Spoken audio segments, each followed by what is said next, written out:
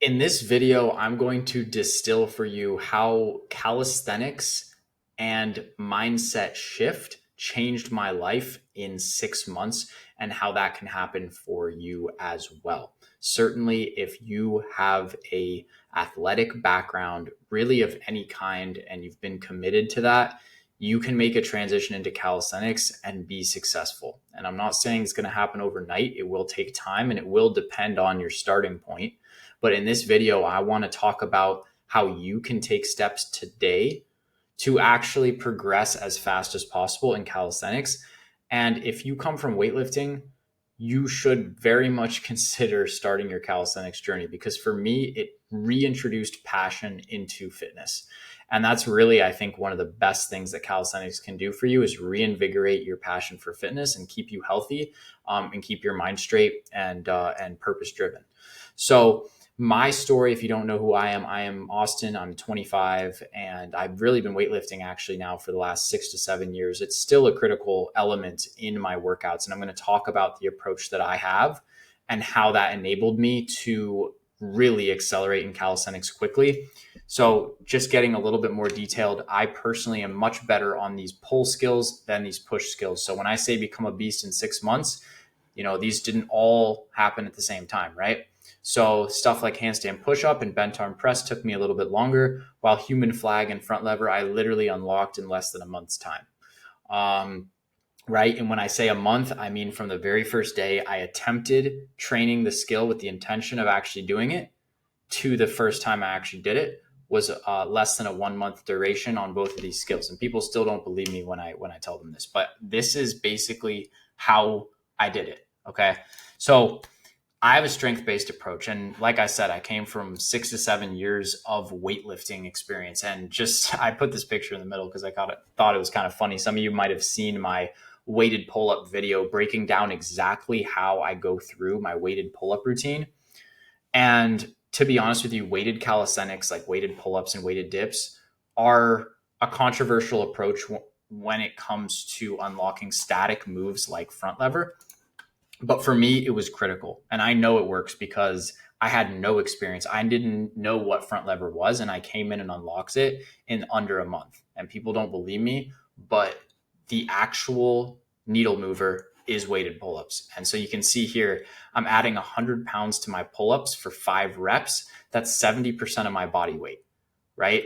Look at these other people in the gym. They've never seen anything like this. Okay. I promise you, like nobody is doing this in my gym, at least. You very rarely see people even adding weight to their pull-ups at all. Right. And so this is where you actually can separate yourself from a strength perspective. And so you look at me and I'm not the biggest guy in the gym, but I guarantee you based on my body weight, I'm one of the strongest. Same on the dip side. This is a 60 kg dip. Okay, that's 133 pounds. At this time, I weighed slightly less. I weighed about 138 pounds or 140 pounds at most. So I'm chalking that up to around 100% of my body weight. Guys, build up your strength and you will accelerate in calisthenics like you won't believe. Okay, if you build this base, you're going to be sitting in a very, very good position to unlock some really, really advanced calisthenics moves like front lever, like human flag, and onwards. Okay. So this is my approach when I work with people on actually unlocking these skills. I very much come from a strength-based approach because of my background and because of my own experience. So now let's talk about the physique side of things as well, guys. Calisthenics goes hand in hand with improving your aesthetic. Okay. I always wanted an aesthetic physique, honestly. I looked up to like the Brad Pitt Fight Club physique. I knew I was never going to be like the biggest guy, right? Even if I tried to bulk my way up to like 200 pounds, like I just had no interest in that. I always wanted to get shredded.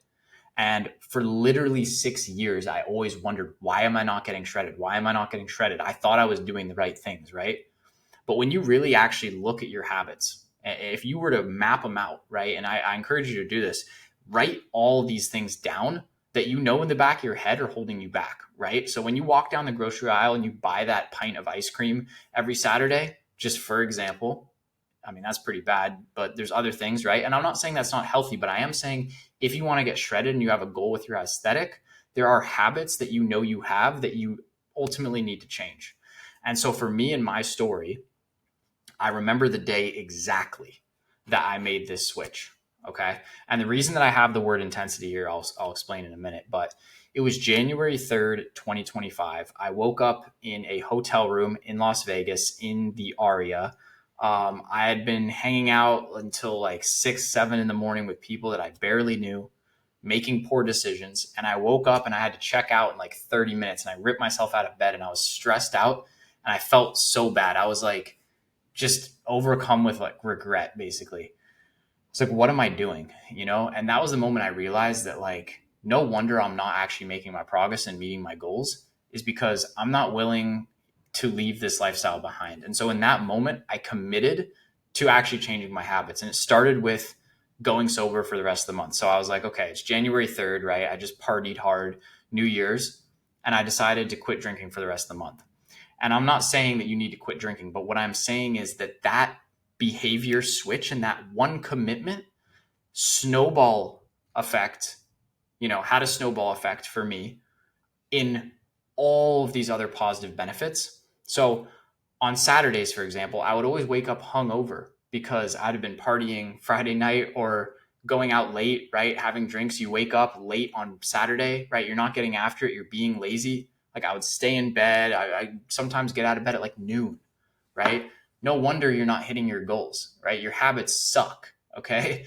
And so that needs to change. And so when I stopped drinking, I stopped going out late on Friday nights. I started getting sleep. And then because I had more energy, my workouts were better.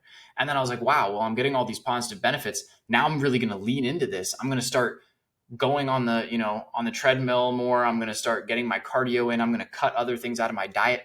I leaned in. And so all of a sudden, all of my behaviors changed. And that is what made this transformation happen. And this transformation that you're seeing, you might be looking at this and going, well, there's not too much change here other than the fact that you got shredded. This is 2 months. These pictures were taken 2 months apart. That's it. This is not a 3-year transformation. This is not a 6-year transformation. I had strength built up. Okay. I was going to the gym, but my habits held me back from actually getting the physique that I wanted, right? This is shredded. This is jacked and shredded. This is like mediocre. Okay. And you might look at this and go, well, the lighting is a little bit different, but there's a clear difference in these two physiques. And this is what I always had in my mind to achieve.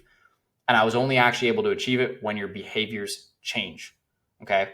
So that all comes with discipline and a change in habits. So again, this was my starting point going way further back in 2018. That was 7 years ago now. So I was always a small kid. All right. I was always like weak, scrawny. I mean, this is 2016. I'm literally 16 in this picture, actually. And I just wanted to include this because it looks super funny. It's like almost like an optical illusion. I'm wearing a GoPro on my chest, and it's like, I mean, I couldn't look any more pathetic in that picture. Right. And so I'm going from that to like jacked and shredded. Right. And that is a 6 or 7 year transformation. But to tell you the honest truth, you saw what I looked like in January. Okay. I built up a good amount of strength, but most of the progress there happened in like 2 months. I mean, look at me here on the left, right? Okay. So now I want to talk about the actual system that you're going to implement to actually make this happen. All right. So I created this Miro board to basically illustrate where you're at right now and the decisions that lie ahead. Because where you're at right now is where you're at right now. You cannot get your time back. The biggest asset that you have is your time. And that's not coming back. So you're at where you're at right now, and you have choices to make, right? And how are you going to actually change your behaviors? How are you actually going to commit? And so the truth is that your commitment to your behavior change that's required to see the results that you want, that's going to come from you. And that's going to come at the point in the moment that you decide enough is enough, and that you all of a sudden want to achieve your goal more than the instant gratification of your habits. Because that's really what this is. All that discipline means is putting off what you actually want, or putting off what you want today for something else tomorrow, right? That's what that means. It means not watching Netflix in the moment and doing something that's going to benefit you down the road.